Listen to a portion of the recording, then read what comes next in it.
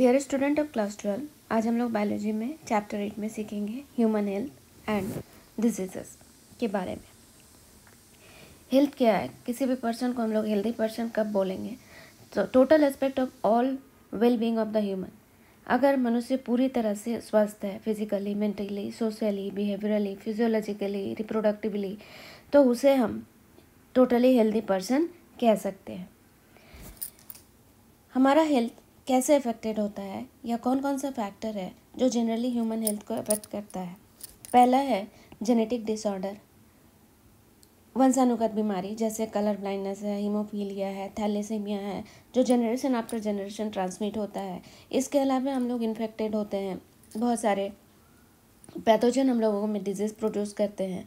अगर हमारा mental state ठीक नहीं है तो भी हम हेल्दी नहीं है। अगर हमारा life style, food and water जो हम लोग लेते हैं वो ठीक नहीं है तो भी हम लोग बीमार पड़ सकते हैं। एंड ड्रग्स एंड अल्कोहल का यूज़ भी हमारे बॉडी को अफेक्ट करता है। हम लोग अपने बॉडी को हेल्दी कैसे रख सकते हैं? तो बैलेंस डाइट लेना है, अपने आसपास के सराउंडिंग्स को क्लीन करना है, पर्सनल हाइजीन को मेंटेन करना है एंड प्रॉपर वे में एक्सरसाइज करना है। ये 3 इंपॉर्टेंट फैक्टर हैं जो जिससे कोई भी पर्सन अपने हेल्थ को गुड हेल्थ मेंटेन कर सकता है। इसके अलावा हम लोग हेल्दी रह सकते हैं अगर हम लोग डिजीज़ के बारे में अवेयर हैं। कौन सा डिजीज़ है, किस पैथोजन के कारण हो रहा है, वो हमारे कौन से बॉडी फंक्शन को अफेक्ट करेगा, कौन से बॉडी ऑर्गन को अफेक्ट करेगा। इसके अलावा हम लोग वैक्सीनेशन के बारे में भी जानते हैं। वैक्सीनेशन क्या है? तो हीट किल या वीक पैथोजन को हमारे बॉडी में आइदर ओरली और इंजेक्शन के द्वारा इंजेक्ट किया जाता है बॉडी में, जिससे हमारे बॉडी में उस एंटीजन को पहचान करके एंटीबॉडी तैयार होता है, जिससे सेकेंडरी इनकाउंटर जब होता है पैथोजन का तो हम लोग डिजीज से बच सकते हैं। अगर हम लोग अपने वेस्ट का डिस्पोजल सही ढंग से करें, प्रॉपर डिस्पोजल ऑफ वेस्ट करें, डस्टबिन में डालें, नाली को गंदा ना करें, तो इस तरह से हम लोग अपने आप को डिजीज से बचा सकते हैं। वैक्टर को कंट्रोल कर सकते हैं। वैक्टर मतलब जो कैरी करता है डिजीज प्रोड्यूसिंग पैथोजन को फ्रॉम है infected person to the healthy person, like mosquito है, रैट है, हाउस फ्लाई है। तो उनका पॉपुलेशन को अगर उनके पॉपुलेशन ग्रोथ को अगर कंट्रोल कर लें तो हम लोग डिजीज़ से बच सकते हैं। इसके अलावा जो खाना हम लोग खाते हैं वो भी प्योर हो, हाइजीन हो। वाटर रिसोर्सेज को भी क्लीन और हाइजीनिक रखना है, जिससे हम अपने हेल्थ को गुड कंडीशन में रख सकते हैं। किस तरह से बायोलॉजी का नॉलेज हेल्प करता है हम लोगों को इन्फेक्शियस डिजीज से बचने के लिए? तो ये बायोलॉजी का ही नॉलेज है जिससे हम लोग बहुत तरह की बीमारियों से बच सकते हैं। जैसे अभी हम लोग देखें कि इससे हम लोग को डिजीज़ के बारे में अवेयर हो सकते हैं, किस तरह से वो हमारे बॉडी ऑर्गन के डिफरेंट फंक्शन को अफेक्ट करता है। वैक्सीनेशन के बारे में पता चला। वेस्ट जो है ब्रीडिंग ग्राउंड हो जाता है बहुत सारे डिजीज़ प्रोड्यूसिंग पैथोजन का, और उसको कैरी करता है वैक्टर। तो ये सब अगर हमको पता चल जाता है, हम लोग जान जाते हैं बायोलॉजी के बारे में, तो हम लोग अपने आप को, अगर फूड पॉल्यूटेड है, वाटर पॉल्यूटेड है, तो जिससे भी हम बीमार पड़ सकते हैं, तो इन सबको भी क्लीन करना है। ये सब का नॉलेज हमें बायोलॉजी से मिलता है, जिससे हम लोग इस नॉलेज के द्वारा हम लोग अपने बॉडी को डिजीज से बचा सकते हैं और अपने आप को हेल्दी रख सकते हैं। तो पहला है द नॉलेज ऑफ बायोलॉजी, जिसके द्वारा हम लोग अपना पर्सनल हाइजीन मेंटेन कर सकते हैं। पर्सनल हाइजीन में क्या है, किस तरह से अपने आप को साफ़ सुथरा रखना है और हेल्दी रखना है। हेल्दी मतलब total aspect of all well being, हर तरह से स्वस्थ रहना, physically, mentally, socially, behaviourally, reproductively. उस कंडीशन में आदमी टोटली हेल्दी है, कोई भी एक पर्सन। अगर हम लोग को अच्छा नहीं लग रहा है, we do not feel good, it means we are diseased. इसका लक्षण भी हमको पता चलता है बायोलॉजी के द्वारा ही। और अगर हम लोग बैलेंस डाइट लें तो अपने आप को न्यूट्रिशनल डिफिशियंसी डिजीज से बचा सकते हैं, जैसे मैरास्मस है, क्वाशियोर्कर है, ये सब है। ये प्रोटीन डिफिशियंसी के कारण होने वाले डिजीज़ है। उसके साथ साथ अगर हम लोग प्रॉपर वे में एक्सरसाइज करें, प्रॉपर रेस्ट लें, तो हम हेल्दी रह सकते हैं। बायोलॉजी के द्वारा हम लोग जान सकते हैं कि हम लोग का बॉडी कैसे अफेक्टेड हुआ। यह हमारे बॉडी में जो डिजीज़ है ये जेनेटिक डिसऑर्डर है। जेनेटिक डिसऑर्डर मतलब जीन में जिनमें डिस्क्रिपेंसी के कारण कुछ डिजीजेस होता है जो ट्रांसमिट होता है पेरेंट्स टू ऑफस्प्रिंग में और जनरेशन आफ्टर जनरेशन में, लाइक कलर ब्लाइंडनेस, हीमोफीलिया। और कुछ इन्फेक्शियस एजेंट हैं जो पैथोजन के द्वारा होते हैं। पैथोजन लाइक जैसे वायरस है, बैक्टीरिया है, प्रोटोजोआ है, निमेटी हेलमिंथेस है। ये सब का भी नॉलेज हमको बायोलॉजी के द्वारा मिलता है कि हमें जो डिजीज़ेज़ है वो जेनेटिक डिसऑर्डर के कारण है या इन्फेक्शियस एजेंट के कारण है। और अगर इन्फेक्शियस एजेंट पैथोजन के द्वारा है तो बायोलॉजी के नॉलेज के द्वारा हम उसका लाइफ साइकिल समझ सकते हैं, वो किस तरह से इन्फेक्शन फैलाते हैं, कौन से बॉडी पार्ट को अफेक्ट करते हैं। उसके बाद उसका प्रॉपर वे में डायग्नोसिस होता है, राइट ट्रीटमेंट हो सकता है बायोलॉजी के नॉलेज के द्वारा, और जिससे सही डायग्नोसिस होने से ट्रीटमेंट सही हो जाएगा और पर्सन हेल्दी हो जाएगा।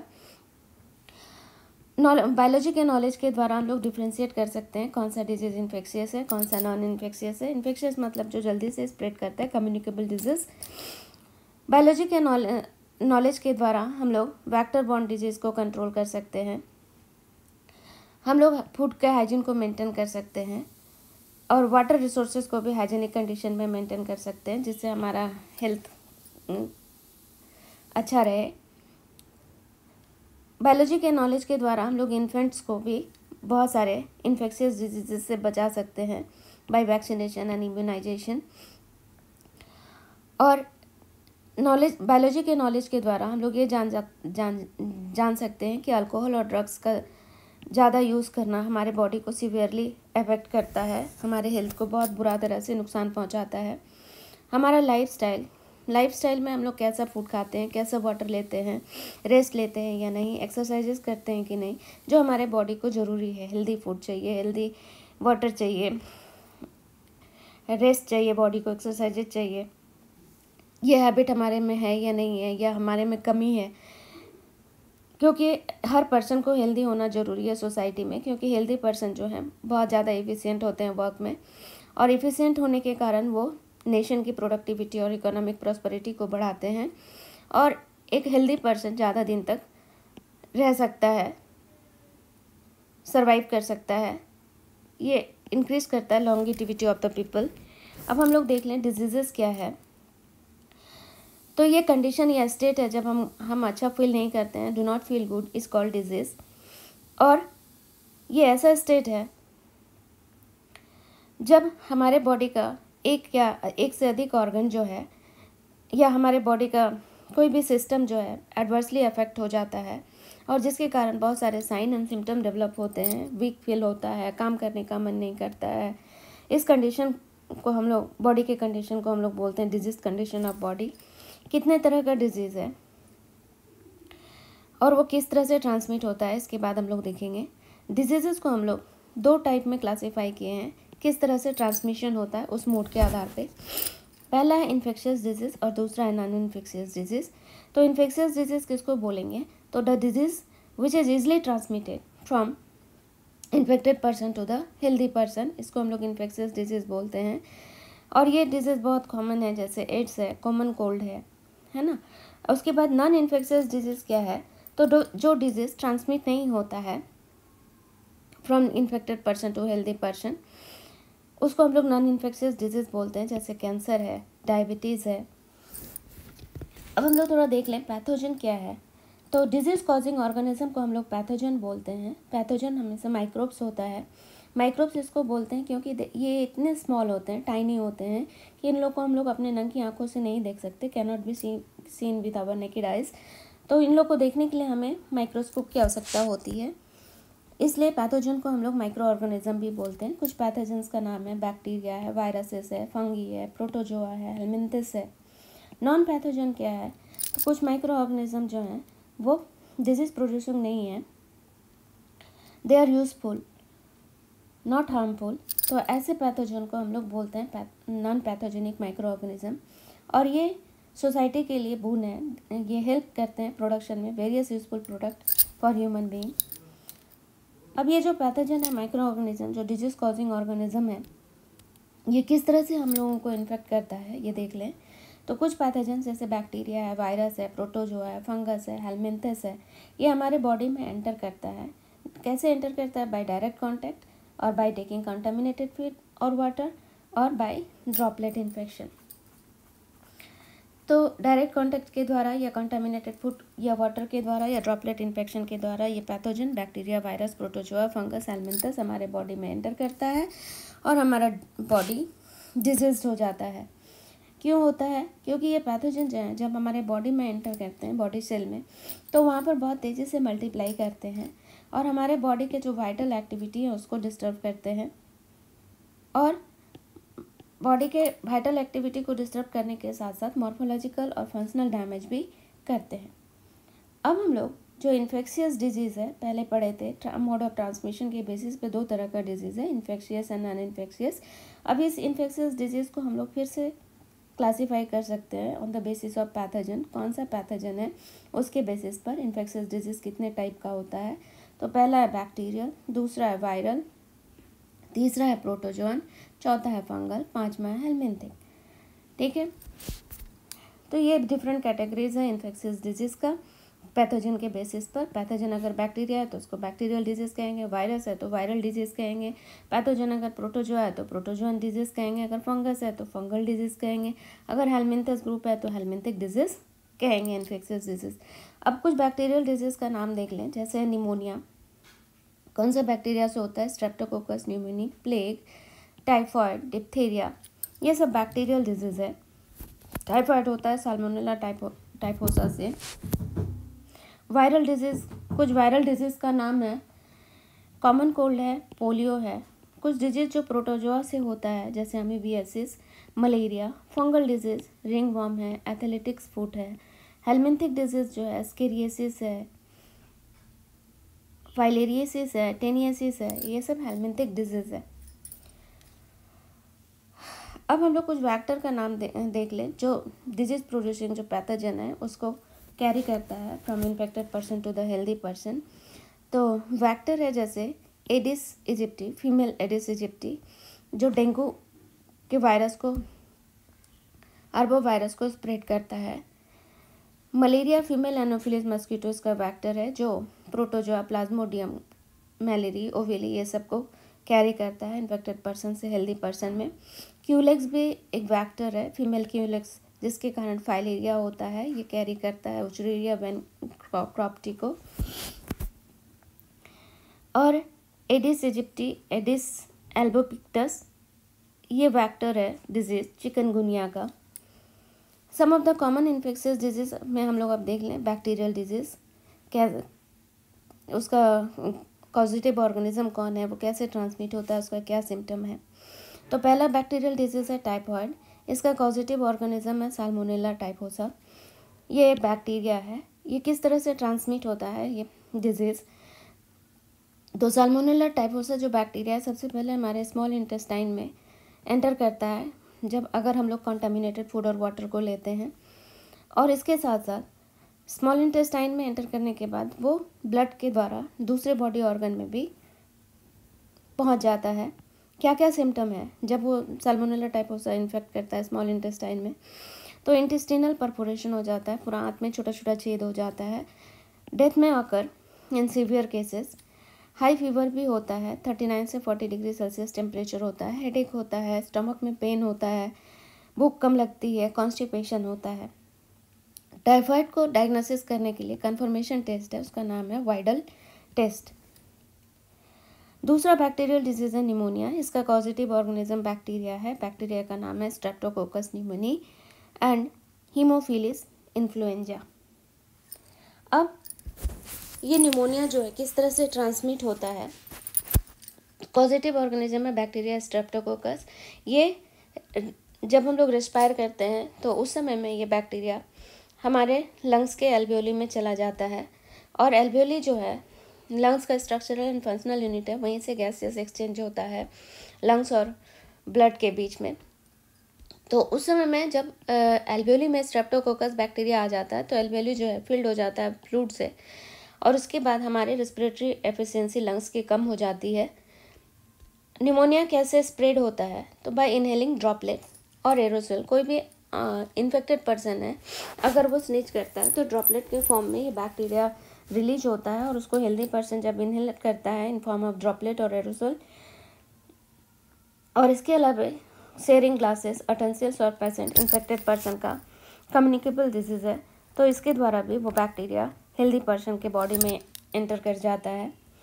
और अब हेल्दी पर्सन में क्या क्या सिम्टम डेवलप होगा, कैसे समझेंगे? निमोनिया है, फीवर है, कफ होगा, बहुत ठंडा लगेगा, चिलिंग कोल्ड लगेगा, हेडेक, डिसेंट्री, प्लेग, हेडेक होगा, ये सब सिम्टम है निमोनिया का।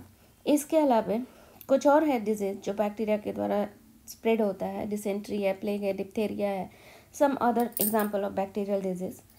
अब कुछ वायरल डिजीज़, इसको हम लोग बाद में और अच्छे से पढ़ेंगे किस तरह से कैंसर और एड्स स्प्रेड करता है। तो वायरल डिजीज़ में अभी हम लोग एक देख लेते हैं, कॉमन कोल्ड। इसको करने वाला वायरस का नाम है राइनो वायरस। ये भी कम्युनिकेबल डिजीज़ है, इन्फेक्शियस डिजीज़ है।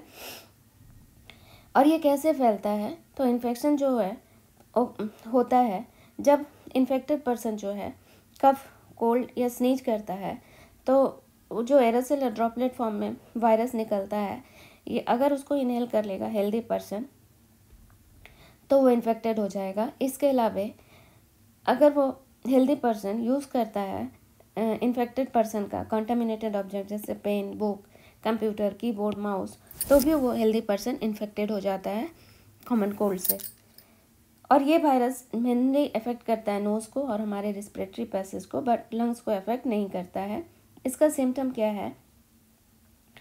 नोजल कंजेशन हो जाता है, डिस्चार्ज होता है वाटर का फ्रॉम नोज से, गले में घाव हो जाता है, सोर थ्रोट बोलते हैं, कफ हो जाता है, हेडेक होता है, टायर्डनेस लगता है, और ये 3 से 7 दिन में नेचुरली ठीक हो जाता है।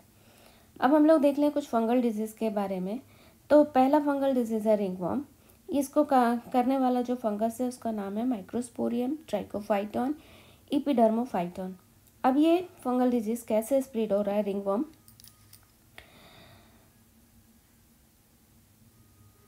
ये इन्फेक्शन होता है अगर हम इन्फेक्टेड पर्सन के कांटेक्ट में आते हैं, या सॉइल के द्वारा होता है, या इन्फेक्टेड पर्सन का कंटामिनेटेड या यूज़ किया हुआ टॉवल यूज़ करेंगे, कॉम्ब यूज़ करेंगे, क्लॉथ यूज़ करेंगे, तो भी रिंगवॉर्म का इन्फेक्शन हेल्दी पर्सन में आ जाता है।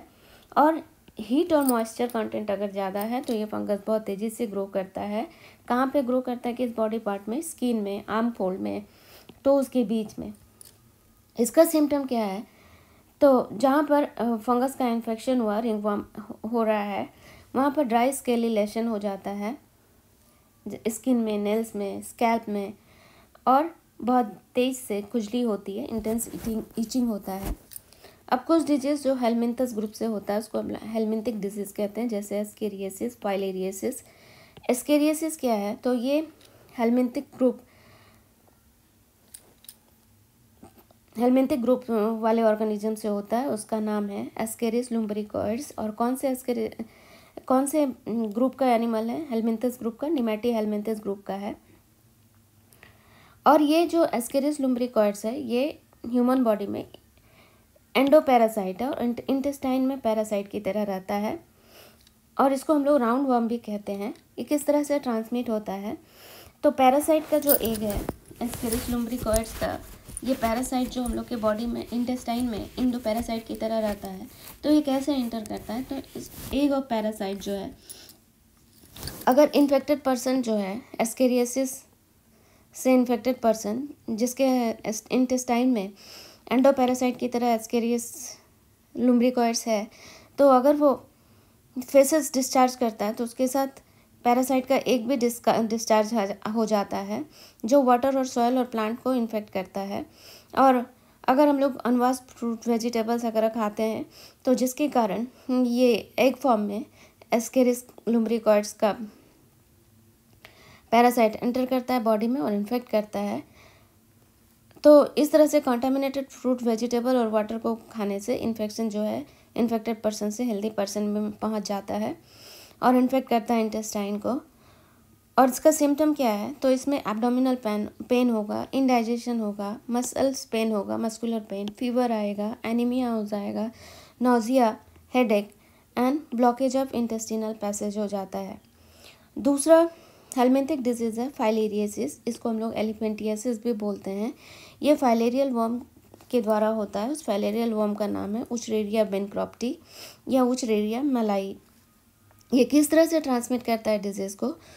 तो ये इसका जो वेक्टर है फीमेल क्यूलेक्स मस्कीटो है, और ये फीमेल क्यूलेक्स मस्कीटो जो है इस disease producing organism Wuchereria bancrofti को कैरी करती है from infected person to healthy person. और ये इन्फेक्टेड पर्सन के बॉडी में कहाँ पे रहता है, तो एंडोपैरासाइट की तरह लिम्फेटिक सिस्टम में रहता है। और जब वो एंडोपैरासाइट उचरेरिया बैनक्रॉप्टी लिम्फेटिक सिस्टम में डाई करता है तो पैर में जमा होने लगता है, जिसके कारण पैर स्वेल हो जाता है, हाथी के पैर के जैसा मोटा हो जाता है, जिसको हम लोग एलिफेंटियासिस कहते हैं। इसके अलावा ये जेनाइटल ऑर्गन को भी अफेक्ट करता है और उसका बॉडी शेप उसका शेप चेंज हो जाता है। और मेनली उचरेरिया बैनक्रॉप्टी जो है lymph vessel of lower lymph को इन्फेक्ट करता है, लोअर लिम्फ को इन्फेक्ट करता है।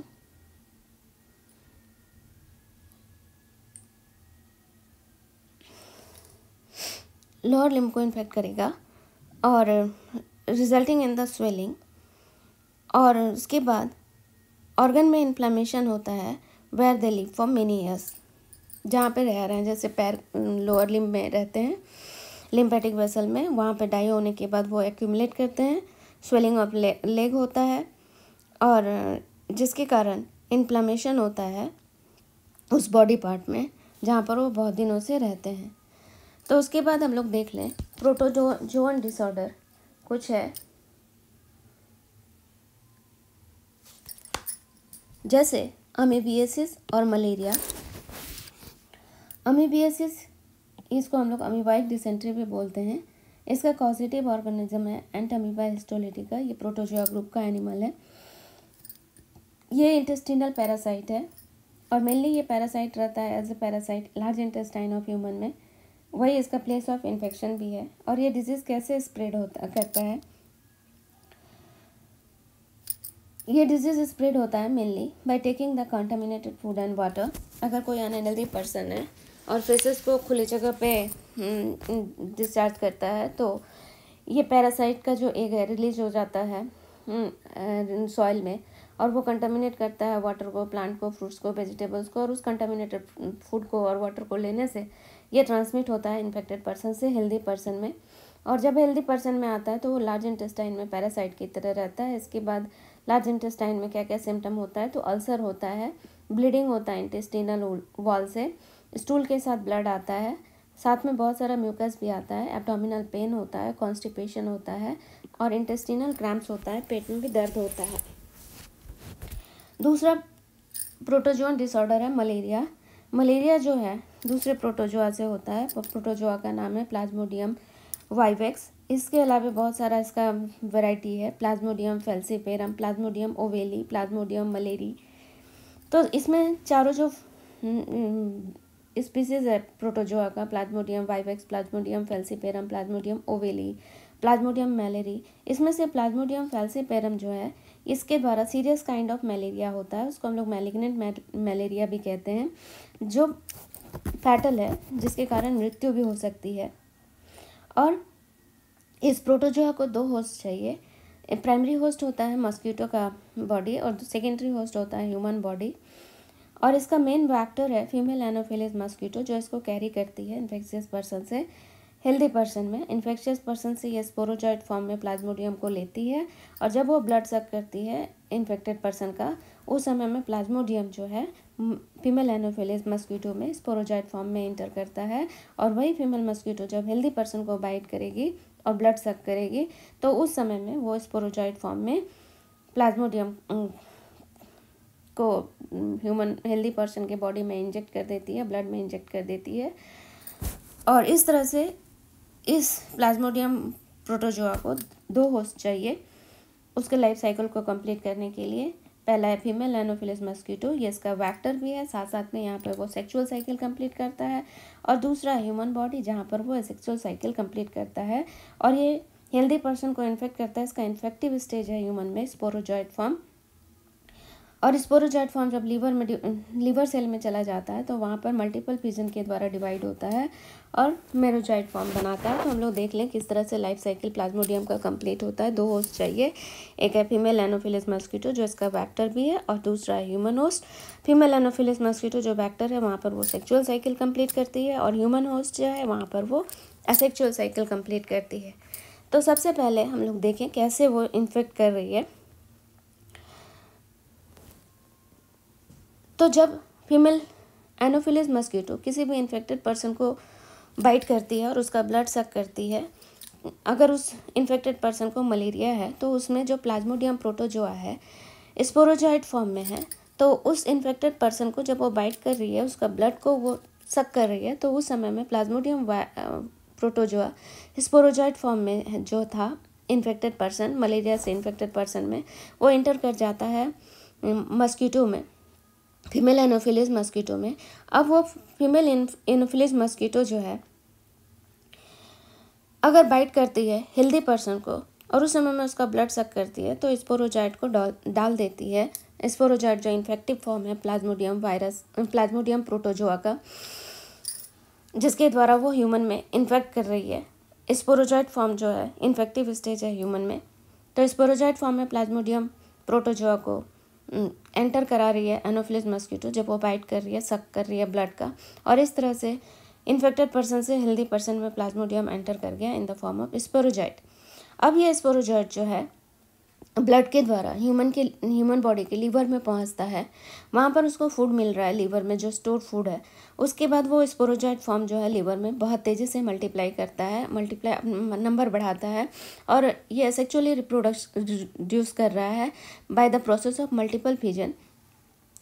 मल्टीपल फिजन में क्या होता है, जैसे ये सेल है, सेल के अंदर क्या है, एक न्यूक्लियस है, फेवरेबल कंडीशन नहीं है तो एक न्यूक्लियस से बहुत सारा न्यूक्लियस बन जा रहा है, चारों तरफ प्रोटोप्लाज्म जमा हो जाएगा तो बहुत सारा स्पोरोजॉइट बन जा रहा है। और जब फेवरेबल कंडीशन आता है, अब इस स्पोरोजॉइट को हम लोग मेरोजॉइट कहते हैं। तो ये प्रोसेस जो है सेक्चुअल रिप्रोडक्शन है, मल्टीपल फिजन टाइप है, जो प्लाज्मोडियम का स्पोरोजॉइट फॉर्म लीवर में इंटर करने के बाद ऐसे मल्टीपल फिजन करता है, सेक्चुअल रिप्रोडक्शन करता है, अपना नंबर बढ़ाता है और वो धीरे धीरे ग्रो करता है। और वो जब हेल्दी स्पोरोजॉइट फॉर्म में चेंज हो जाता है तो लीवर में उसको हम लोग बोलते हैं मेरोजॉइट। ठीक है, अब ये जो है मेरोजॉइट फॉर्म में जब चेंज हो जाता है लीवर में, प्लाज्मोडियम का स्पोरोजॉइट फॉर्म इन्फेक्ट किया था ह्यूमन बॉडी को, और मेरोजॉइट लीवर में जाकर के मल्टीपल फिजन से सेक्सुअल रिप्रोडक्शन किया, मेरोजॉइट फॉर्म में चेंज किया। अब मेरोजॉइट फॉर्म से वो रिलीज होता है लीवर से, और लीवर से रिलीज होने के बाद वो ब्लड में आरबीसी सेल को इन्फेक्ट करता है, और आरबीसी सेल में जाकर के वो डाइजेस्ट करने लगता है हीमोग्लोबिन को। आरबीसी में जो हीमोग्लोबिन है, आरबीसी का कलर रेड है क्योंकि उसमें हीमोग्लोबिन है, तो हीमोग्लोबिन को डाइजेस्ट करने लगता है। तो जहाँ तक आरबीसी का हीमोग्लोबिन डाइजेस्ट हुआ, उस सराउंडिंग एरिया का कलर चेंज हो जाता है, ऑरेंज कलर हो जाता है, उसको हम लोग सूफना डॉट्स कहते हैं। और आरबीसी का हीमोग्लोबिन धीरे धीरे डैमेज होने के जगह पर वहाँ पर ऑरेंज कलर का जो डॉट बन गया, सूफना डॉट बन गया, और इसके साथ साथ आरबीसी रैप्चर हो जाता है, और रैप्चर आरबीसी टूटने लगता है, और रैप्चर आरबीसी से एक टॉक्सिन या जहरीला पदार्थ निकलता है जिसको हीमोजॉइन कहते हैं। और इस हीमोजॉइन के रिलीज होने से ही मलेरिया का सिम्टम हेल्दी पर्सन में भी दिखाई देने लगता है, जो इन्फेक्ट हुआ था स्पोरोजॉइट फॉर्म से प्रोटोजोआ का, प्लाज्मोडियम का। उसमें चिल और हाई फीवर आता है, और हर 3 से 4 डेज में वो रीअपियर होता है। और ये मेरोजॉइट जो है चेंज हो जाता है मेल गैमेटोसाइट में, फीमेल गैमेटोसाइट में, किंतु ये मेल और फीमेल गैमेटोसाइट बनता है ह्यूमन ब्लड में ही, किंतु ये अनेबल है यूनाइट करने के लिए, फर्टिलाइज करने के लिए ह्यूमन बॉडी में, सेक्सुअली रिप्रोड्यूस करने के लिए, क्योंकि ह्यूमन बॉडी में टेम्परेचर इतना हाई है कि वहाँ पर ये जो इसका मेरोजॉइट से मेल गैमेटोसाइट बना, फीमेल गैमेटोसाइट बना, वो सेक्सुअली रिप्रोड्यूस करने के लिए तैयार है, किंतु ह्यूमन बॉडी में वो सेक्सुअल रिप्रोडक्शन नहीं करेगा क्योंकि ह्यूमन बॉडी का टेम्परेचर बहुत हाई है। तो इसलिए फिर उसको सेक्सुअल साइकिल कंप्लीट करने के लिए जाना है मस्कीटो के बॉडी में। तो मस्कीटो के बॉडी में कैसे इंटर करेगा, तो अगर फिर female Anopheles mosquitoes infected person को, जिसके बॉडी में मेरोजॉइड फॉर्म चेंज हुआ मेल गैमेटोसाइट और फीमेल गैमेटोसाइट फॉर्म में, तो जब वो सक करती है ब्लड को, तो ह्यूमन ब्लड को, तो उस समय में मेरोजॉइड से जो मेल गैमेटोसाइट फीमेल गैमेटोसाइट बना था वो रीच कर जाता है फीमेल एनोफिलिस मस्कीटो के स्टमक में, और स्टमक में जा कर के मेल गैमेटोसाइट और फीमेल गैमेटोसाइट का फर्टिलाइजेशन होता है, जिसको हम लोग सेक्सुअल रिप्रोडक्शन कहते हैं। फ्यूजन ऑफ मेल गैमेटोसाइट और फीमेल गैमेटोसाइट हुआ। ये सब घटना हो रहा है फीमेल एनोफिलिस मस्कीटो के स्टमक में। सेक्सुअल रिप्रोडक्शन जब स्टमक में कंप्लीट हुआ फीमेल एनोफिलिस मस्कीटो के, तो बना जायगोट, डिप्लॉयड है। अब ये जायगोट में फिर डिवीजन होता है माइटोटिकली और रिपीटेडली डिवाइड होता है मस्कीटो के स्टमक में, तो large number of sporozoite form में बनाता है। अब ये स्पोरोजॉइड फॉर्म जो है मस्कीटो के स्टमक से निकल करके उसके सेलिब्री ग्लैंड में आ जाता है और वहाँ जमा रहता है, और जब वो फिर किसी हेल्दी पर्सन को बाइट करेगी, उसका ब्लड सक करेगी, तो उस समय में स्पोरोजॉइड उसका सेलिब्री ग्लैंड से निकल करके हेल्दी पर्सन में एंटर कर जाता है। स्पोरोजॉइड जो इन्फेक्शियस फॉर्म है ह्यूमन के लिए, और इस तरह से प्लाज्मोडियम अपना लाइफ साइकिल 2 होस्ट के साथ कंप्लीट करता है। फीमेल एनोफिलिस मस्कीटो जहाँ सेक्सुअल साइकिल, और मेन ह्यूमन बॉडी जहाँ पर वो एसेक्सुअल साइकिल कंप्लीट करता है।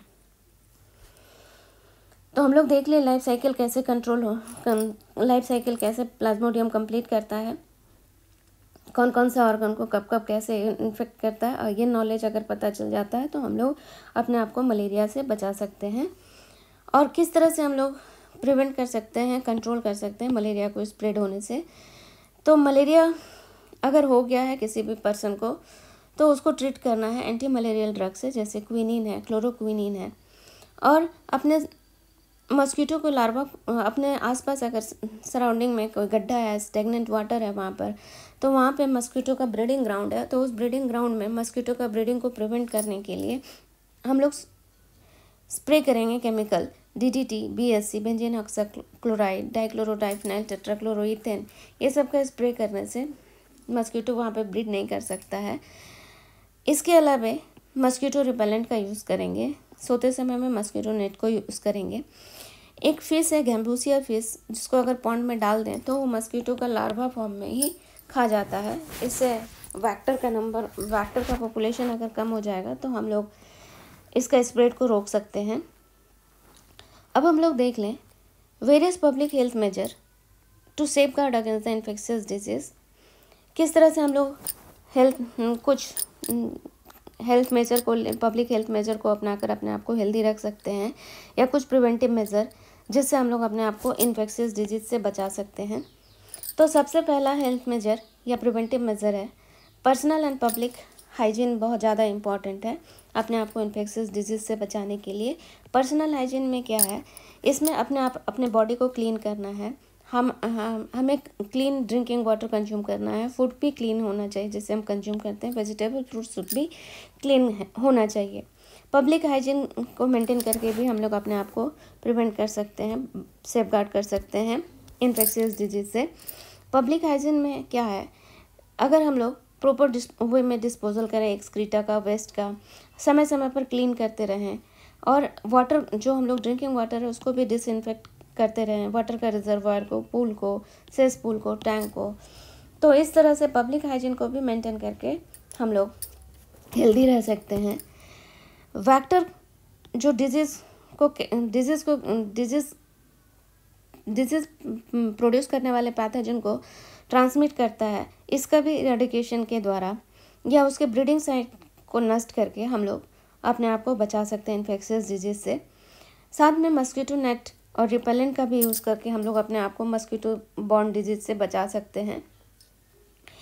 गैम्बूसिया फिश को पॉन्ड में इंट्रोड्यूस करेंगे, जिससे वैक्टर मस्कीटो को स्प्रेड करने से वो रोकेगा, और अगर मस्कीटो का पॉपुलेशन को हम लोग कंट्रोल कर सकते हैं तो उससे वैक्टर बॉर्न डिजीज़ से भी हम लोग बच सकते हैं।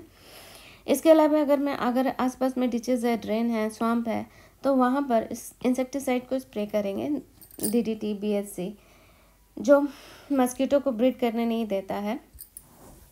और हम लोग के घर में जो डोर और विंडो है उसमें विंडो मैस लगाएंगे, सो कैन हम लोग अपने आप को प्रोटेक्ट कर सकते हैं मस्कीटो बॉर्न डिजीज से, मलेरिया से, डेंगू से, फाइलेरिया से।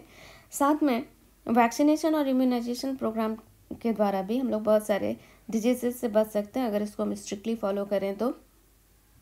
और इसको स्ट्रिक्टली फॉलो करने से आज हमारे इंडिया जो है पूरी तरह से कम्प्लीटली पोलियो मुक्त हो चुका है और स्मॉल पॉक्स से भी मुक्त हो चुका है bye vaccination and immunisation.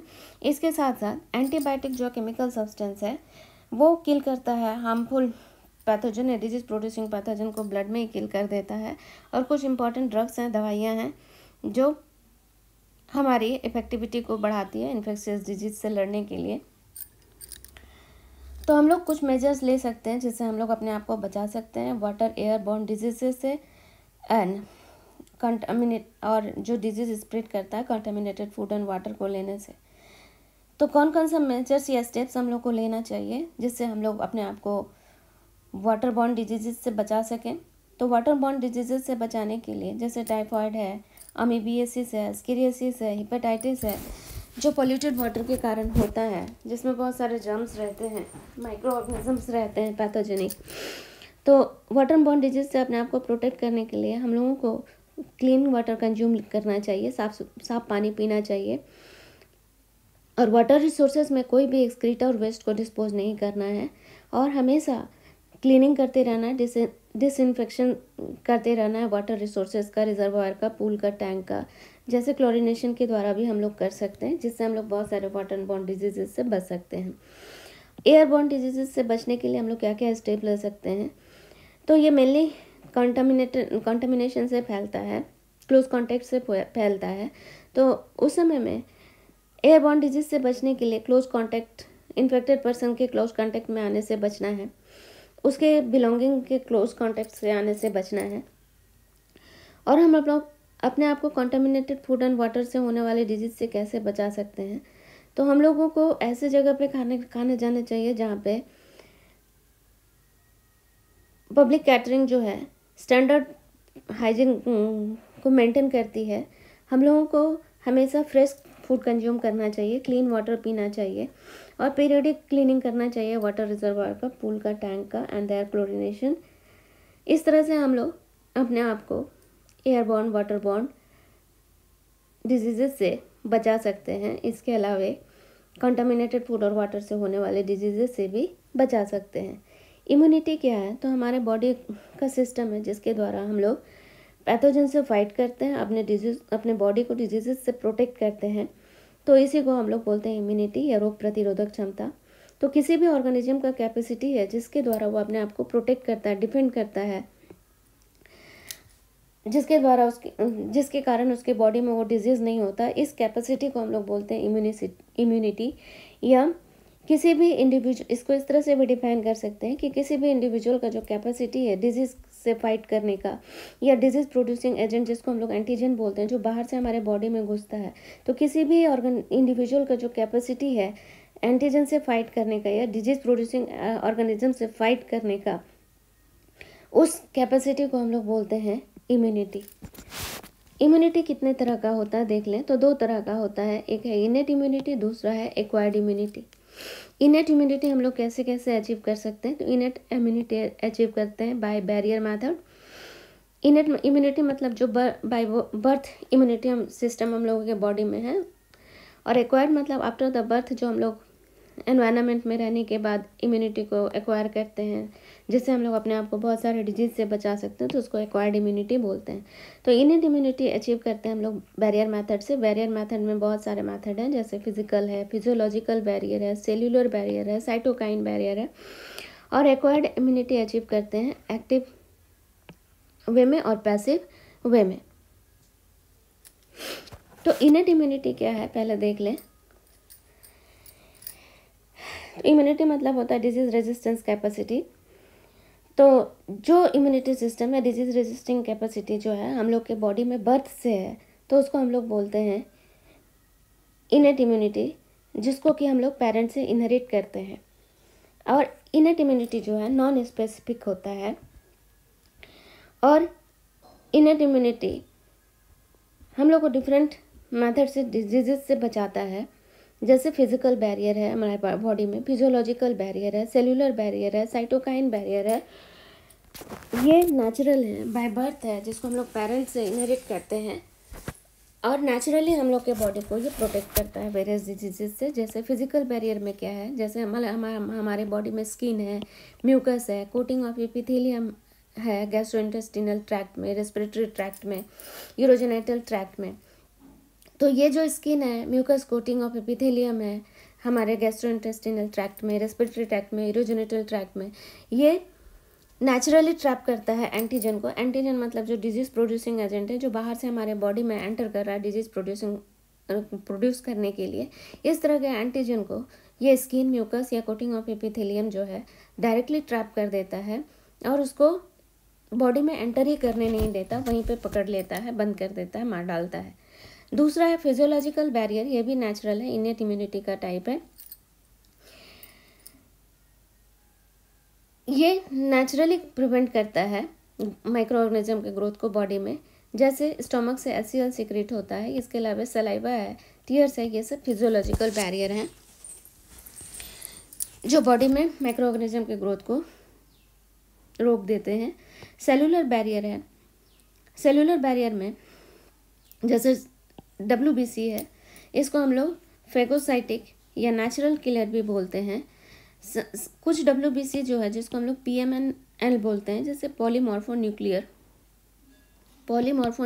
WBC, जैसे ल्यूकोसाइट है, मोनोसाइट है, न्यूट्रोफिल है, ये सब फेगोसाइटिक है। Where the natural killer cell are the type of lymphocyte in the blood and macrophages. ये सब सेलुलर बैरियर है। वाइट ब्लड सेल है ना, वाइट ब्लड सेल को पॉलीमॉर्फोन्यूक्लियर सेल भी कहते हैं, जैसे ल्यूकोसाइट, मोनोसाइट, न्यूट्रोफिल। ये फेगोसाइट मतलब जैसे एंटीजन एंटर करता है वो उसको खा जाते हैं या नष्ट कर देते हैं। कुछ नेचुरल किलर सेल जो लिम्फोसाइट से बनता है, WBC का दूसरा नाम लिम्फोसाइट भी है। तो लिम्फोसाइट से भी कुछ नेचुरल किलर सेल प्रोड्यूस होता है ब्लड में, जैसे T लिम्फोसाइट है, B लिम्फोसाइट है। T लिम्फोसाइट दो तरह का होता है, T helper and T killer cell and macrophages. ये सब नेचुरल किलर सेल है, एंटीजन के एंटर करते ही उसको मार डालते हैं। और एक बैरियर है साइटोकाइन बैरियर। अगर कोई भी सेल, जैसे ये सेल है, ये सेल अगर वायरस से इन्फेक्ट हो गया, नॉर्मल सेल था पहले, अब वायरस से इन्फेक्टेड हो गया, तो ये वायरस इन्फेक्टेड सेल हो गया। तो वायरस इन्फेक्टेड सेल क्या करता है, दूसरे सेल्स को बचाने के लिए, उसमें वायरस का इन्फेक्शन ना हो, तो ये वायरस इन्फेक्टेड सेल सीक्रेट करना स्टार्ट करता है ग्लाइकोप्रोटीन को, और इस ग्लाइकोप्रोटीन को इंटरफेरन कहते हैं, जो दूसरे सेल में चला जाता है और दूसरे सेल को वायरस के इन्फेक्शन से बचाता है। इसको हम लोग बोलते हैं साइटोकाइन बैरियर। अब हम लोग देख लें एक्वायर्ड इम्यूनिटी। तो हम लोग देखें बाय बर्थ जो इम्यूनिटी रहता है उसको हम लोग इनेट इम्यूनिटी कहते हैं, जिसको हम लोग पेरेंट्स से इनहेरिट करते हैं और अपने आप को बहुत सारे डिजीज से बचाते हैं। बहुत तरह का बैरियर मेथड देखे हम लोग, फिजिकल बैरियर, फिजियोलॉजिकल बैरियर था, साइटोकाइन बैरियर था और कुछ किलर सेल्स थे। अब एक्वायर्ड इम्यूनिटी क्या है, तो जिस इम्यूनिटी या डिजीज रेजिस्टेंस कैपेसिटी को हम लोग डेवलप करते हैं अपने लाइफ टाइम में, उसको हम लोग बोलते हैं एक्वायर्ड इम्यूनिटी। और ये वो जैसे पैथोजन स्पेसिफिक नहीं था, ये पैथोजन स्पेसिफिक होता है और इसको हम लोग कैरेक्टराइज करते हैं मेमोरी के द्वारा। मेमोरी क्या है, तो जैसे ही कोई भी एंटीजन फर्स्ट टाइम हमारे बॉडी में इंटर कर रहा है, एंटीजन या पैथोजन डिजीज प्रोड्यूस करने के लिए, तो प्राइमरी रिस्पॉन्स देता है बॉडी। कैसे प्राइमरी रिस्पांस देता है, उसमें टाइम ज़्यादा लगता है क्योंकि उस समय उसका इंटेंसिटी लो होता है। प्राइमरी रिस्पांस मतलब पहले उस एंटीजन को पहचानता है हम लोग का WBC सेल, और उसके बाद उसका मेमोरी बनाता है, मतलब उसके अगेंस्ट में एंटीबॉडी को फॉर्म करता है, और उसके बाद सेकेंडरी रिस्पांस देता है बॉडी। इसको हम लोग एनामेनेस्टिक रिस्पांस भी बोलते हैं। तो अगर अब उस प्राइमरी रिस्पांस के समय में मेमोरी के बेसिस पर WBC जो एंटीबॉडी बनाया था, अब सब्सिक्वेंट सेकेंड एनकाउंटर होगा जब सेम पैथोजन का, एंटीजन का हमारे बॉडी में, तो पहले से ही उसका प्राइमरी रिस्पांस बना हुआ है, उसका मेमोरी बना हुआ है WBC में। तो उस समय में बॉडी जो है बहुत ही हाई इंटेंसिटी का रिस्पांस प्रोड्यूस करता है, जिसको हम लोग बोलते हैं एनामेनेस्टिक रिस्पांस, जिससे पहले से ही एंटीबॉडी बना हुआ है, उस एंटीजन को फट से पहचान जाता है, और उसके बाद वो बॉडी सेल्स जो एंटीबॉडीज है पैथोजन से बहुत तेज़ी से फाइट करने लगता है, और इतना तेज़ी से फाइट होता है फाइट का इंटेंसिटी इतना हाई होता है कि हम लोग का बॉडी उस फाइट को नोटिस भी नहीं कर सकता है और हम लोग अपकमिंग डिजीजेस से बच सकते हैं। क्योंकि जब फर्स्ट टाइम वो पैथोजन इनकाउंटर किया था, प्राइमरी रिस्पॉन्स बना था, मेमोरी बनाया था, तो हमारे बॉडी में उसका एंटीबॉडी पहले से ही बना हुआ था। उस एंटीजन को पहचान करके बहुत ही क्विक रिस्पॉन्स करता है, बहुत हाई इंटेंसिटी में पैथोजन पे अटैक करता है और हमारा बॉडी उसको नोटिस भी नहीं कर पाता और हमारा बॉडी डिजीज से बच सकता है। तो ये जो सेकेंडरी रिस्पॉन्सेस है हमारे बॉडी में जो हो रहा है, दो तरह से हो रहा है, ह्यूमरल इम्यूनो रिस्पॉन्स और दूसरा है cell mediated immuno response. Humoral immuno response किसके द्वारा होता है? तो ह्यूमरल मतलब होता है फ्लूइड। जैसे हम लोग के बॉडी में बहुत सारा ह्यूमरल फ्लूइड है, जैसे आँख में है, एंटीरियर चेम्बर में एक्वस ह्यूमर है, पोस्टीरियर चेम्बर में विट्रियस ह्यूमर है। इसके अलावा ब्लड में जो सेल है वो ये ह्यूमरल फ्लूइड प्लस ब्लड का जो सेल है हमारे बॉडी को प्रोटेक्ट करता है एंटीजन और पैथोजन से, डिजीज प्रोड्यूसिंग एजेंट से। इसलिए इसको हम लोग बोलते हैं ह्यूमरल इम्यूनो रिस्पॉन्स और AMI या एंटीबॉडी मेडिएटेड इम्यूनिटी रिस्पॉन्स। और इसमें में बॉडी फ्लूइड या सेल्स ऑफ द बॉडी क्या करता है? एंटीबॉडीज बनाता है ब्लड और लिम्फ में, और एंटीबॉडीज जो है एंटीजन को फैगोसाइटिक नेचर होने के कारण खा डालती है या उस पर अटैक करती है। तो ह्यूमरल इम्यूनो रिस्पॉन्स के समय में जो सेल पार्टिसिपेट करता है उसको हम लोग बोलते हैं बी लिम्फोसाइट सेल। और ये बी लिम्फोसाइट सेल क्या है? ये special type of lymphocyte in blood है जो एंटीबॉडी बनाना शुरू करता है। एंटीबॉडी क्या है? आर्मी ऑफ प्रोटीन है। पैथोजन से लड़ने के लिए आर्मी ऑफ प्रोटीन बनाता है ये special B type of lymphocyte cell, और फाइट करता है पैथोजन से, डिजीज प्रोड्यूसिंग एजेंट से, और हमारे बॉडी को बचा लेता है डिजीजेस से। और दूसरा है cell mediated immuno response. Cell mediated immuno response को हम लोग CMI भी बोलते हैं। और ये सेल मेडिएटेड इम्यूनो रिस्पॉन्स जो है हमारे बॉडी में स्पेशल लिम्फोसाइट सेल के द्वारा होता है, जिसको हम लोग T लिम्फोसाइट सेल कहते हैं। T लिम्फोसाइट सेल हमारे बॉडी में दो तरह का है, T हेल्पर सेल TH से लिखते हैं और T killer cell TK। T helper cell जो है ये बी लिम्फोसाइट सेल जो ह्यूमरल रिस्पॉन्स के समय में बना था, जो एंटीबॉडी बनाता है। तो T हेल्पर सेल जो है बी लिम्फोसाइट सेल को उत्तेजित करता है, स्टिमुलेट करता है to produce more amount of antibody to fight against that pathogen. और T किलर सेल जो है ये डायरेक्टली किल करता है एंटीजन और पैथोजन को। तो बी लिम्फोसाइट सेल क्या है? ह्यूमरल रिस्पॉन्स के समय में ब्लड सेल में स्पेशल टाइप ऑफ सेल पाया जाता है, लिम्फोसाइट सेल, जिसको हम लोग बोलते हैं बी लिम्फोसाइट सेल। और ये क्या करता है? आर्मी ऑफ प्रोटीन बनाता है जिसको हम लोग एंटीबॉडी कहते हैं। और ये एंटीबॉडी पैथोजन से फाइट करता है, एंटीजन से फाइट करता है और हमारे बॉडी को डिजीज से बचाता है। अब हम लोग देख लें एक्वायर्ड इम्यूनिटी अचीव करने के लिए क्या प्रिंसिपल है हमारे बॉडी में। तो मेन प्रिंसिपल एक्वायर्ड इम्यूनिटी का बेस्ड है मेमोरी के ऊपर। अगर चिकन पॉक्स लाइफ में एक बार हो गया है तो उसका एंटीबॉडी जो बना वो लाइफ टाइम रहता है इसका मेमोरी। अब ये जो एक्वायर्ड इम्यूनिटी है, तो अगर किसी आदमी का हम लोग किडनी ट्रांसप्लांट कर रहे हैं तो एक्वायर्ड इम्यूनिटी के द्वारा किडनी ट्रांसप्लांट या ग्राफ्टिंग संभव नहीं हो सकता है। ग्राफ्टिंग रिजेक्शन हो जाता है ऑर्गन ट्रांसप्लांटेशन के समय में, क्योंकि हमारा बॉडी जो है एक्वायर्ड इम्यूनिटी के कारण डिफ्रेंशिएट कर सकता है सेल्फ और नॉन सेल्फ सेल के बारे में। अब हम लोग देख लें मैकेनिज्म ऑफ एक्वायर्ड इम्यूनिटी, कैसे हम लोग अचीव करते हैं एक्वायर्ड इम्यूनिटी को। प्राइमरी रिस्पॉन्स, तो जब कोई भी पॉजिटिव ऑर्गेनिज्म, पैथोजन या एंटीजन हमारे बॉडी को इन्फेक्ट कर रहा है, हमारे बॉडी में एंटर कर रहा है, तो बॉडी प्राइमरी रिस्पॉन्स देता है उस एंटीजन के लिए, क्योंकि लिम्फोसाइट सेल जो है बी लिम्फोसाइट सेल वो एंटीबॉडी बनाता है। और उस समय में प्राइमरी रिस्पॉन्स जो है थोड़ा स्लो होता है, उसका इंटेंसिटी लो होता है, बॉडी में टाइम लगता है उस एंटीजन के अगेंस्ट में एंटीबॉडी बनाने में। और किंतु थोड़ा टाइम लगने के बाद भी प्राइमरी रिस्पॉन्स उत्पन्न होता है इन फॉर्म ऑफ मेमोरी, बहुत सारा एंटीबॉडीज़ बना देता है अगेंस्ट द पैथोजन और एंटीजन।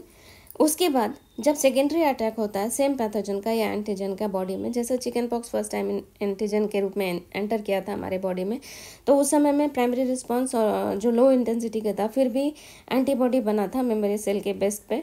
तो अब वो सेकेंड टाइम इनकाउंटर हुआ सेम चिकन पॉक्स एंटीजन का हमारे बॉडी में, तो दो तरह से रिस्पॉन्स हो रहा है सेकेंडरी रिस्पॉन्स। ह्यूमरल रिस्पॉन्स के समय में बीटा लिम्फोसाइट जो सेल जो है, स्पेशल लिम्फोसाइट सेल है, वो एक्टिव हो जाता है और एंटीबॉडीज़ बनाता है, और वो एंटीबॉडी जो फैगोसाइटिक है वो एंटीजन को किल कर देता है, खा जाता है। और उसके बाद टी लिम्फोसाइट सेल भी बॉडी में, लिम्फोसाइट में special type of lymphocyte cell है, ये भी एक्टिव हो जाता है। दो तरह का, टी हेल्पर सेल TH और टी किलर सेल। तो पहले से जो एंटीबॉडी प्राइमरी रिस्पॉन्स के समय में बना हुआ था मेमोरी सेल, अब टी हेल्पर सेल जो है, बी लिम्फोसाइट सेल जो एंटीबॉडी बनाया था उसको स्टिमुलेट करता है और लार्ज नंबर ऑफ एंटीबॉडी बनाता है, जिससे वो एंटीजन से फाइट करता है सेकेंडरी रिस्पॉन्स के समय में। और ये इसका इंटेंसिटी सेकेंडरी रिस्पॉन्स के समय में बहुत हाई होता है, क्योंकि प्राइमरी रिस्पॉन्स या एंटीबॉडी पहले से बना हुआ था, उसका प्रोडक्शन बढ़ गया और वो बहुत क्विकली फाइट करता है एंटीबॉडी से, जिसको कि हमारा बॉडी नोटिस भी नहीं कर पाता और हम लोग डिजीज से बच सकते हैं। और दूसरा है टी किलर सेल। तो टी किलर सेल जो है डायरेक्टली आइडेंटिफाई कर लेता है पैथोजन और एंटीजन को और उसको डायरेक्टली किल कर देता है, और हम लोग एक्वायर्ड इम्यूनिटी अचीव कर सकते हैं वैक्सीन के द्वारा भी। क्वेश्चन है, name 2 cell that help in primary and secondary response. तो प्राइमरी रिस्पॉन्स में कौन सा सेल हेल्प करता है? तो बी लिम्फोसाइट सेल है, जो प्राइमरी मेमोरी बनाता है, एंटीजन को पहचान के एंटीबॉडी बनाता है। ये special type of lymphocyte cell है ब्लड में, जो एंटीबॉडी बनाता है या आर्मी ऑफ प्रोटीन बनाता है पैथोजन से लड़ने के लिए। और सेकेंडरी रिस्पॉन्स के समय में special type of lymphocyte cell जो एक्टिव हो जाता है, उसका नाम है टी लिम्फोसाइट सेल।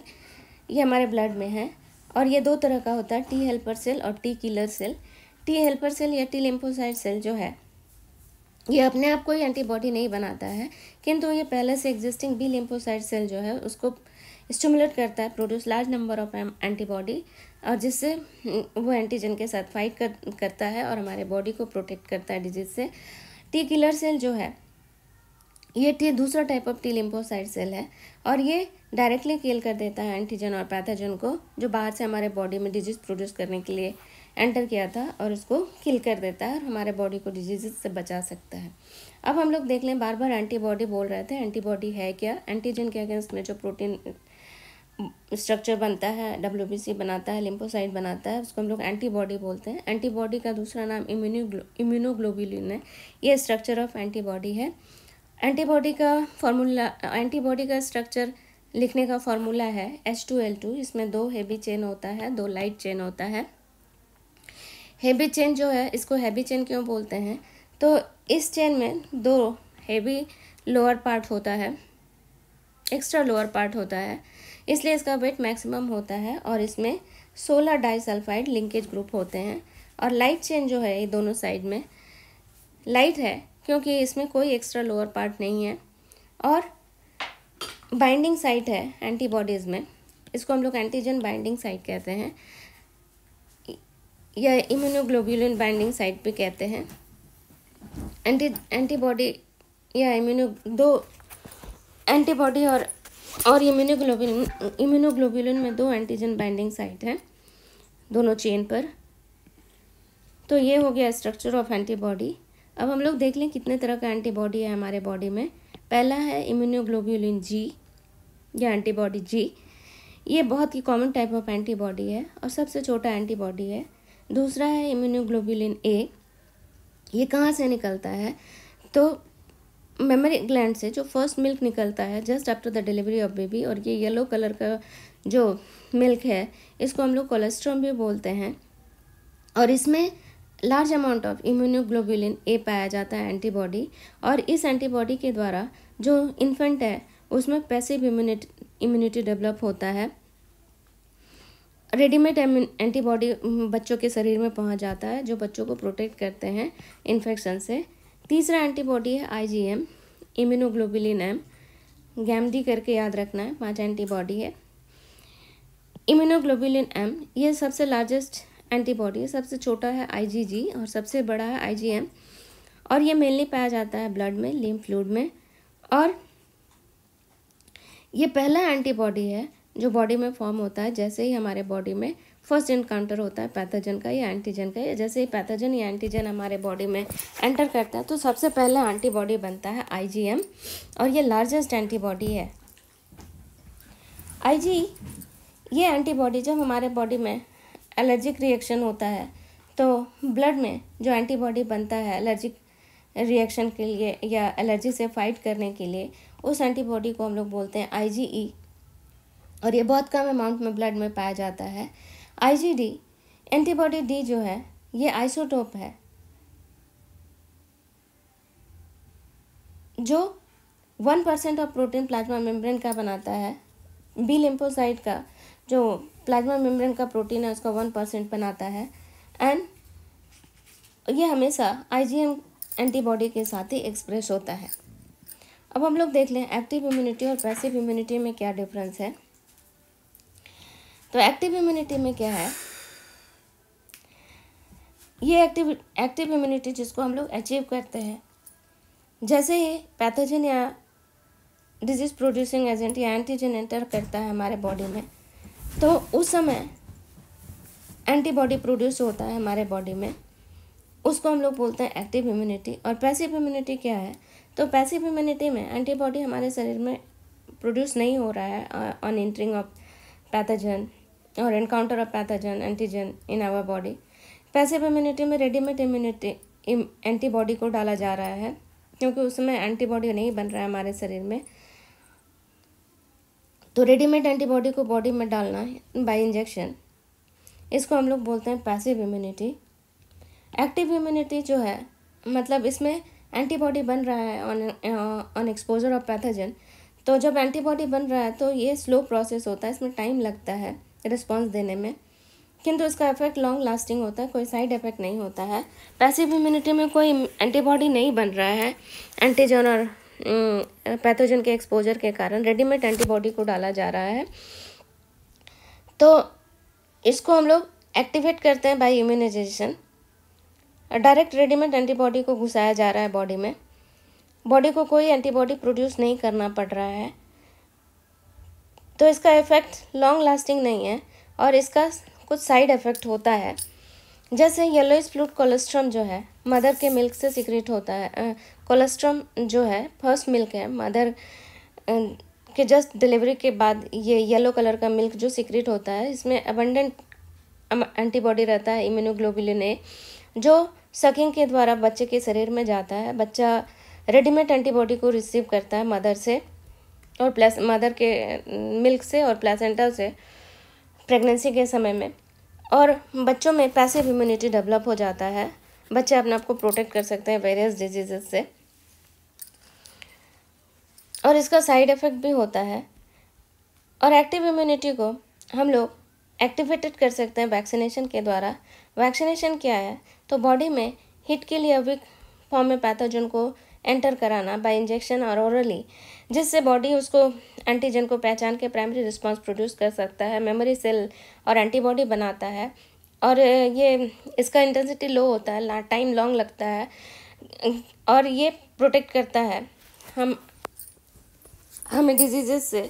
जब सेकेंडरी अटैक होता है सेम पैथोजन का, तो उस समय में हमारा बॉडी बहुत क्विकली रिस्पॉन्स करता है क्योंकि पहले से ही मेमोरी बना हुआ था। B lymphocyte cell, T lymphocyte cell जो है बी लिम्फोसाइट सेल को एक्टिवेट कर देगा, लार्ज नंबर ऑफ एंटीबॉडी बनाएगा जो एंटीजन से फाइट करेगा। या दो तरह का टी लिम्फोसाइट सेल होता है, टी हेल्पर सेल और टी किलर सेल। तो टी हेल्पर सेल भी लिम्फोसाइट को प्रमोट करता है लार्ज नंबर ऑफ एंटीबॉडी बनाने के लिए, पैथोजन से फाइट करने के लिए, और नहीं बिना कोई टाइम लिए, विद इन नो टाइम अपना बॉडी जो है इतना तेज़ी से फाइट करता है हमारा बॉडी का एंटीबॉडी एंटीजन से कि हम लोग को पता भी नहीं चलता और हम लोग डिजीज से बच सकते हैं। और टी किलर सेल जो है डायरेक्टली पैथोजन को पहचान करके उसको किल कर देता है, हमें अपकमिंग डिजीजेस से बचाता है। और पैसिव इम्यूनिटी को हम लोग एक्टिवेट कर सकते हैं बाय इम्यूनाइजेशन। इम्यूनाइजेशन में क्या है, डायरेक्ट रेडीमेड एंटीबॉडी को, जैसे टिटनस का एंटीबॉडी को हमारे बॉडी में इंजेक्ट किया जा रहा है और बॉडी यहाँ पर एंटीबॉडी को प्रोड्यूस नहीं किया करता है। वैक्सीनेशन और इम्यूनाइजेशन में क्या डिफरेंस है? तो दोनों वैक्सीनेशन और इम्यूनाइजेशन दोनों का प्रिंसिपल है मेमोरी बेस्ड है। वैक्सीनेशन क्या है? तो इस प्रोसेस में अभी हम बताए थे कि वीकेंड और हिट किल माइक्रो ऑर्गेनिज्म को, पैथोजन को या डिजीज प्रोड्यूसिंग ऑर्गेनिज्म को पर्सन में इंजेक्ट किया जाता है, आइदर ऑरली और बाय द इंजेक्शन, और जिसके द्वारा बॉडी एंटीजन पैथोजन को आइडेंटिफाई करके प्राइमरी रिस्पॉन्स बनाता है, मेमोरी बनाता है। लो इंटेंसिटी है, टाइम ज़्यादा लगता है, किंतु उसका मेमोरी एंटीबॉडी के फॉर्म में बन जाता है। और जब सेकेंडरी इनकाउंटर होता है सेम पैथोजन का या माइक्रो ऑर्गेनिज्म का, तो उस समय में टी लिम्फोसाइट सेल एक्टिवेट हो जाता है और टी हेल्पर सेल को प्रमोट करता है बी लिम्फोसाइट को एक्टिवेट करने के लिए, लार्ज नंबर ऑफ एंटीबॉडी बनाता है विद इन नो टाइम, बहुत क्विक रिस्पॉन्स से। और लार्ज नंबर ऑफ एंटीबॉडी जो है हमारा बॉडी नोटिस भी नहीं करता कब एंटीजन से फाइट हो गया और हमारा बॉडी अपकमिंग डिजीजेज से बच गया। या डायरेक्टली टी किलर सेल जो होता है वो आइडेंटिफाई कर लेता है एंटीजन और पैथोजन को और उसको किल कर देता है। इस तरह से हमारा बॉडी डिजीजेज से बच जाता है। और इम्यूनाइजेशन क्या है? तो ये पैसिव इम्यूनिटी का टाइप है। इसमें बॉडी कोई एंटीबॉडी नहीं बनाता है और इसमें प्रिपेयर्ड एंटीबॉडी को इंट्रोड्यूस कर जाता है बॉडी में इंजेक्शन के द्वारा। जैसे टिटेनस के केस में प्रिपेयर्ड एंटीबॉडी को इंट्रोड्यूस किया गया बॉडी में थ्रू इंजेक्शन। हाउएवर वैक्सीनेशन से इसका एक्शन वेरी फास्ट होता है, शॉर्ट ड्यूरेशन का होता है, किंतु इसमें साइड इफेक्ट है। और वैक्सीनेशन का साइड इफेक्ट नहीं है, इसका लॉन्ग टर्म इफेक्ट चलता है। कुछ डिजीजेज है, कुछ इम्यूनिटी टाइप दिया हुआ है, उसको बताना ये एक्टिव इम्यूनिटी है या पैसिव इम्यूनिटी है। जैसे कोलेस्ट्रम, फर्स्ट येलो मिल्क को कोलेस्ट्रम कहते हैं। तो ये कौन सा इम्यूनिटी है? पैसिव या एक्टिव?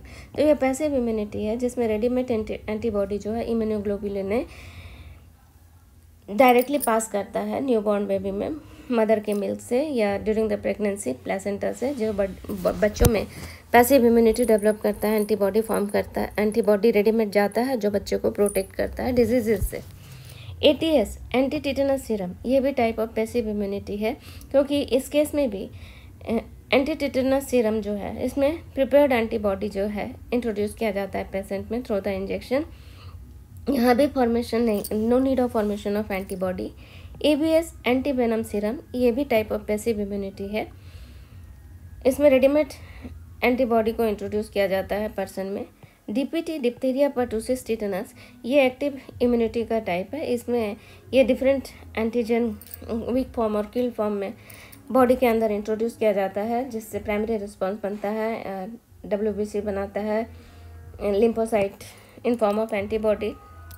और सेकेंडरी एनकाउंटर होने पर टी लिम्फोसाइट एक्टिव हो जाता है, वो बी लिम्फोसाइट को एक्टिव करता है प्रोड्यूस करने के लिए लार्ज नंबर ऑफ एंटीबॉडी। बहुत क्विक रिस्पांस होता है, बॉडी नोटिस भी नहीं कर पाता और एंटीबॉडी बहुत तेज़ी से फाइट करता है एंटीजन से, बॉडी को प्रोटेक्ट कर लेता है और टी किलर सेल एक्टिव होकर के नेचुरली किल कर देता है एंटीजन को। Principle of immunization and vaccination, क्या प्रिंसिपल है इम्यूनाइजेशन एंड वैक्सीनेशन का? तो वैक्सीनेशन और इम्यूनाइजेशन का प्रिंसिपल बेस्ड है memory of immunity system. In vaccination antigenic protein activated और इनएक्टिवेटेड फॉर्म में इंट्रोड्यूस किया जा रहा है और उसके बाद मेमोरी बनता है बी सेल और टी सेल के द्वारा। एलर्जी किसे कहते हैं? तो एक्सेग्रेटेड रिस्पॉन्स है हमारे इम्यूनिटी सिस्टम का किसी भी एंटीजन के लिए, तो इसको हम लोग एलर्जिक रिएक्शन कहते हैं, या ओवर रिएक्शन या एक्टिंग या सेंसिटिविटी अब हमारे इम्यूनिटी सिस्टम का। ओवर रिएक्शन, एक्टिंग या सेंसिटिविटी हमारे इम्यूनिटी सिस्टम का, जिसको हम लोग एलर्जिक रिएक्शन कहते हैं। एलर्जी जिसके कारण होता है ऐसे सब्सटेंस को हम लोग एलर्जन कहते हैं, जैसे सनलाइट है, पोलन है, डस्ट है, नट्स है, फंगी है। और एलर्जी के समय में हमारा बॉडी जो एंटीबॉडी प्रोड्यूस करता है उसका नाम है इम्यूनोग्लोबुलिन ई। कुछ केमिकल हैं जो प्रोड्यूस होते हैं, जैसे हमारे बॉडी में एलर्जिक रिएक्शन होता है या हम लोग एलर्जन के कांटेक्ट में आते हैं, तो हम लोगों का जो मास्ट सेल है स्किन के ऊपर वो एक्टिव हो जाता है, कुछ केमिकल रिलीज करता है, हिस्टामाइन, सेरोटोनिन, और जिसके कारण बॉडी में इन्फ्लामेशन रिएक्शन होता है। एग्जाम्पल ऑफ एलर्जिक डिजीज देख लें, hay fever, eczema, anaphylactic shock. Hay fever क्या है? तो हरियाणा के हाईवे में ये एक तरह का ग्रास है, जब उसको कैरी किया जाता है तो उससे पोलन ग्रेन निकलता है और उसको इनहेल करने से वो पोलन ग्रेन जो है वो हमारे रेस्पिरेटरी ट्रैक्ट में आ जाता है और हम लोग डीप ब्रीदिंग करते हैं तो रेस्पिरेटरी प्रॉब्लम होता है उससे। एक्जिमा पे अनदर एग्जांपल है एलर्जिक रिएक्शन का। ये एलर्जिक रिएक्शन प्रोड्यूस करता है स्किन के ऊपर, स्किन पे रेड पैचेस हो जाता है। एनाफाइलेटिक शॉक भी एक तरह का एलर्जिक रिएक्शन है। ये पेनिसिलिन एंटीबायोटिक के कारण होता है। अब हम लोग देख लें इम्यूनिटी सिस्टम इन बॉडी। तो हमारे बॉडी में इम्यूनिटी सिस्टम को बोलते हैं लिम्फॉइड ऑर्गन। लिम्फॉइड ऑर्गन क्या है? तो ऐसा ऑर्गन जहाँ पर लिम्फोसाइट जो है ओरिजिनेट होता है, उसका मैचुरेशन होता है, उसका नंबर बढ़ता है, ऐसे ऑर्गन को हम लोग बोलते हैं lymphoid organ. These are the organ where the origin, maturation and proliferation of lymphocyte occur. Lymphocyte पहले ही बताए थे, स्पेशल टाइप ऑफ सेल होता है जो प्रोड्यूस करता है आर्मी ऑफ प्रोटीन या antibody to fight against the antigen. अब हम लोग देख लें टाइप ऑफ लिम्फॉइड ऑर्गन कितने तरह का है हमारे बॉडी में। तो 2 तरह का है, प्राइमरी लिम्फॉइड ऑर्गन और secondary lymphoid organ. Primary lymphoid organ क्या है? तो इस ऑर्गन में ये ऑर्गन जो है यहाँ पे लिम्फोसाइट का फॉर्मेशन होता है। Site of formation of lymphocyte को हम लोग प्राइमरी लिम्फॉइड ऑर्गन कहते हैं। कौन कौन है हमारा प्राइमरी लिम्फॉइड ऑर्गन? तो एक है बोन मैरो और दूसरा है thymus cell. Secondary lymphoid organ क्या है? तो यहाँ पे फॉर्मेशन नहीं होता है लिम्फोसाइट का। ये साइट जो है यहाँ पर इंटरेक्शन होता है लिम्फोसाइट का एंटीजन के साथ, या इसको हम लोग ऐसे भी बोल सकते हैं ये साइट ऑफ फाइट है एंटीजन का एंटीबॉडी के साथ। और यहाँ पर लिम्फोसाइट मैच्योर होता है इस सेकेंडरी लिम्फॉइड ऑर्गन में और यहाँ से ब्लड के द्वारा दूसरे बॉडी पार्ट्स में मूव करता है to fight against the pathogen और एंटीजन। तो सेकेंडरी लिम्फॉइड ऑर्गन का एग्जांपल हम लोग देख लें। स्प्लीन है, लिम्फ नोड्स है, टॉन्सिल है, Peyer's patches in small intestine और अपेंडिक्स। यहाँ पे हम लोग डायग्राम के द्वारा देख लें। ये जो बोन मैरो है ये हमारा प्राइमरी लाइन चला गया।